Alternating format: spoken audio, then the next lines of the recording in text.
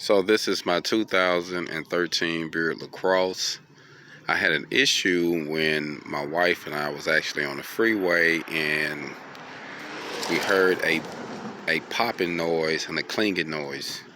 The belt broke, it had some issues, but we were still able to get it where we needed to get it to, and we had to park it. So after finding out what happened, it was pretty much a situation where they was almost saying they had to take the engine out to fix it. The spring here, this is a compression spring, it messed the belt up when it broke, so it damaged the belt, which that's not very expensive. But then the spring here, if you have to get this whole tensioner set up, pulley set up, it's almost $400, $400 to $500, depends on if you're getting it from the dealer.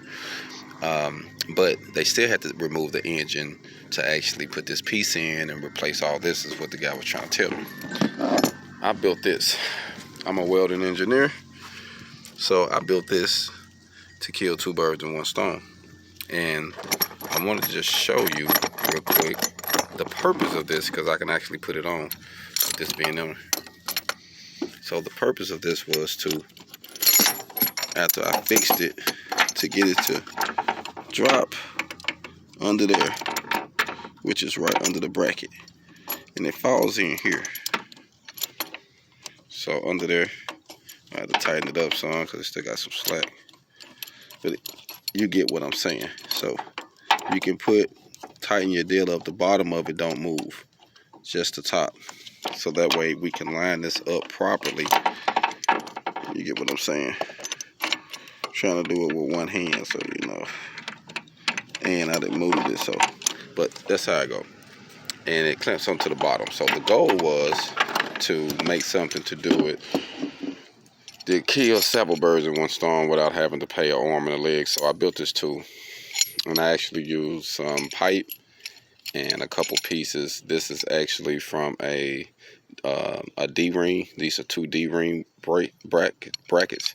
So what I did, as you see, I made one stick in the front, and I put one towards the back to give it an offset to get on both. And then this, I can put the impact on and screw it down to compress the spring without removing the engine. But I did have to remove this stuff and remove the engine block tie down to lift the engine up. So I did have to remove that, but it still wasn't a lot. So I had to build this, which took me actually a couple days, because I had to figure out the way to do it. The first time I had to do it was troweled. This right here was bending a lot, so I had to replace that. But after I did that, it turned out fine, and so I was able to use it again. So my goal is just to keep it, you know, not only just as a souvenir, but if someone else ever getting that by, it's really easy to fix.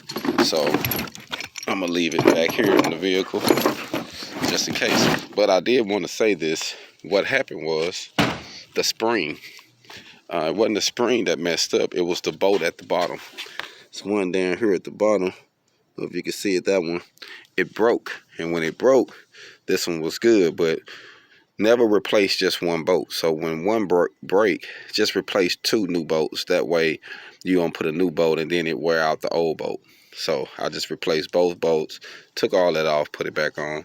Didn't take me that long to do it, but I did have to build that assembly. But by me being a welder and fabricator, it was easy for me. So just wanted to give you a few updates on that. We got it done, it's running, everything's good. I was able to go to the Big Brother Anonymous yesterday and be able to make it back to the house. So we still got a hog on, Black Feniks.